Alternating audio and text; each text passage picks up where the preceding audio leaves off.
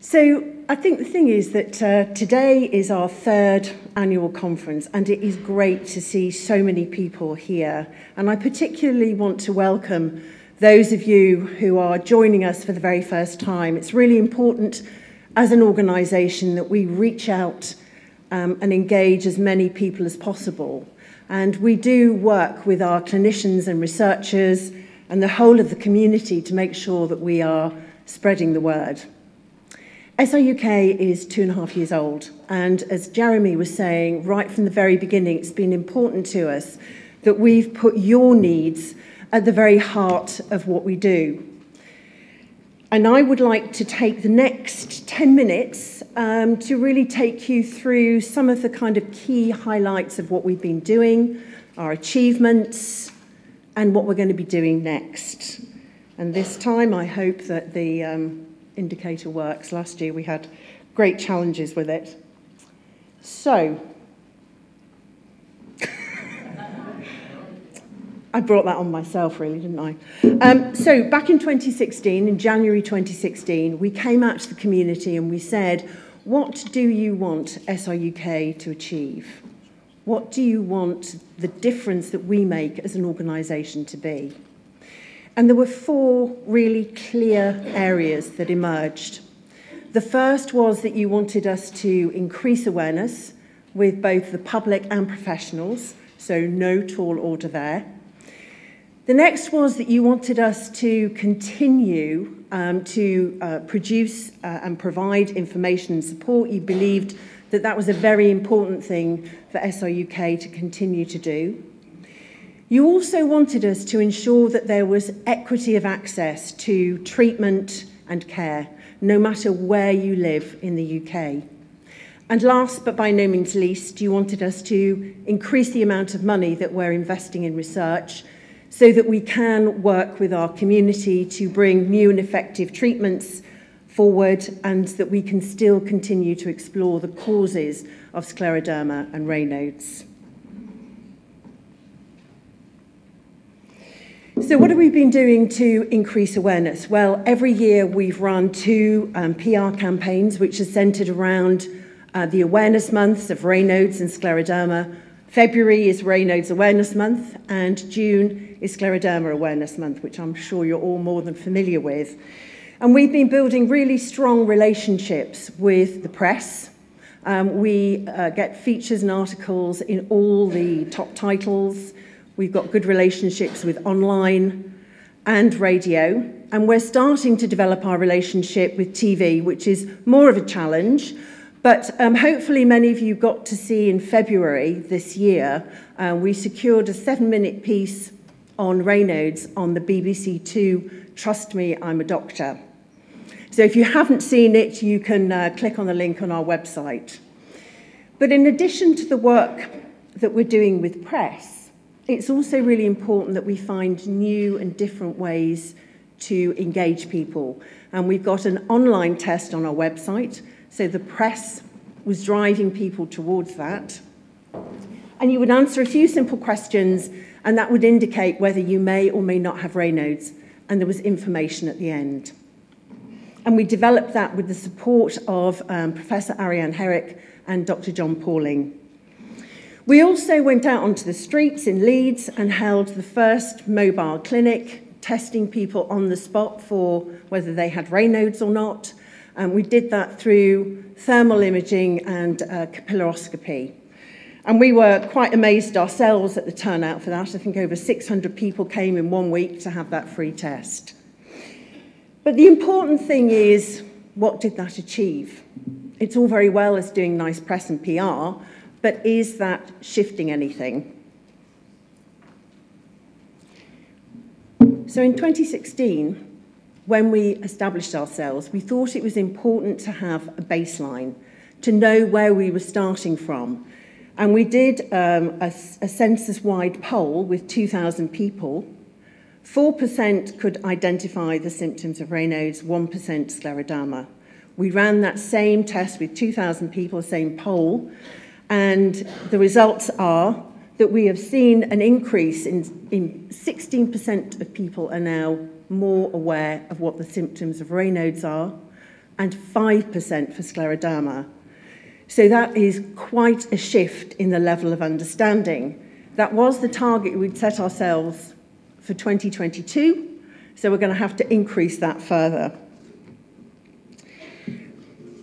One of the areas that you said was really important for us to do was to continue to provide information and support. We've produced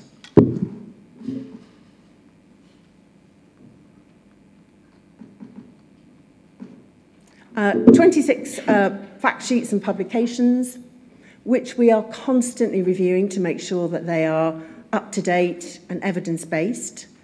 We provide support across a number of channels, online, face-to-face, and through our helpline. And last year, our helpline volunteers took nearly 2,000 calls.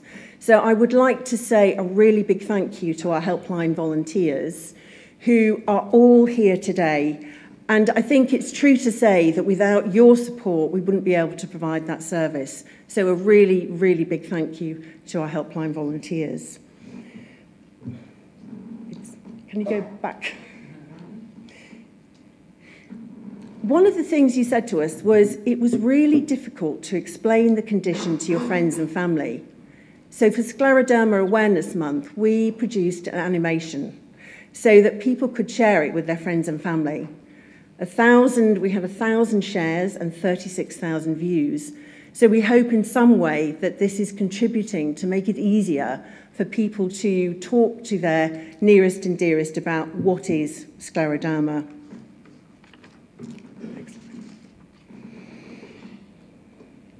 So I think you should expect to receive good treatment no matter where you live.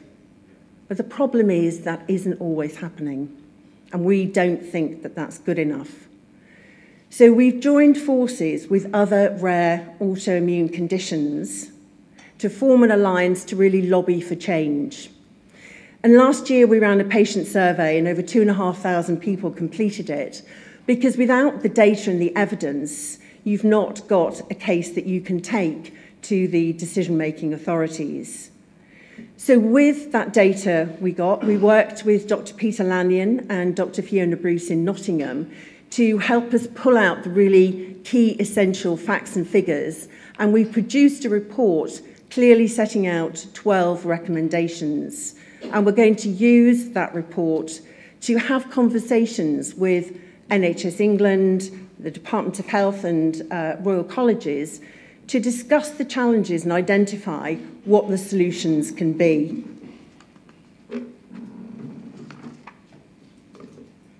Next slide, I think that's just to challenge me to know what I'm going to be saying. So we spend a lot of our time providing support for people in the here and now, but another really vital part of our work is research. And we work with our clinicians and research community to look at what's needed, what do we need to fund. I'm pleased to say that last year we awarded 4 new research grants. So together with the ongoing commitment to grants that we had in that year, we'd spent £358,000 on research. If you consider that we secured, I think many of you may already know, that we secured membership of the Association of Medical Research Charities. And what that means is that for every institution that we fund, for every £1, they can secure an additional further 25 to 28p. So in effect, we've probably together invested nearly £450,000 last year in research. But we're not satisfied with that, and we want to certainly increase the amount of money that we're putting into research.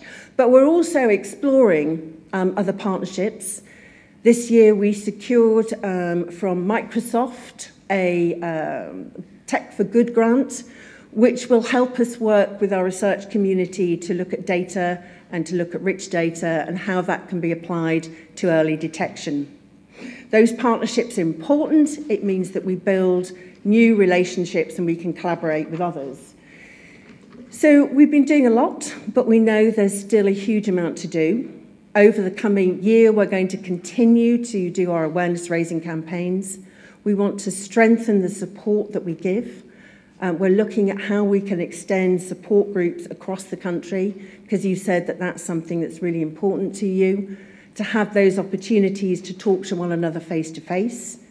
We will continue to collaborate, not just with REDA, but with other agencies, so that we can really accelerate change and change within the healthcare system. And then research. We definitely want to increase the amount that we can invest year on year in research. And our aim is that by 2022, at the very least, we will be investing 300,000 of our own money and leveraging in a further 50%. And that we will also be developing partnerships and collaborations with others to accelerate the pace of change. But of course, none of this would be possible without your support.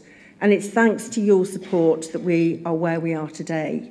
So I would like to say, I hope that you will continue to support us in the years to come, and thank you all very much.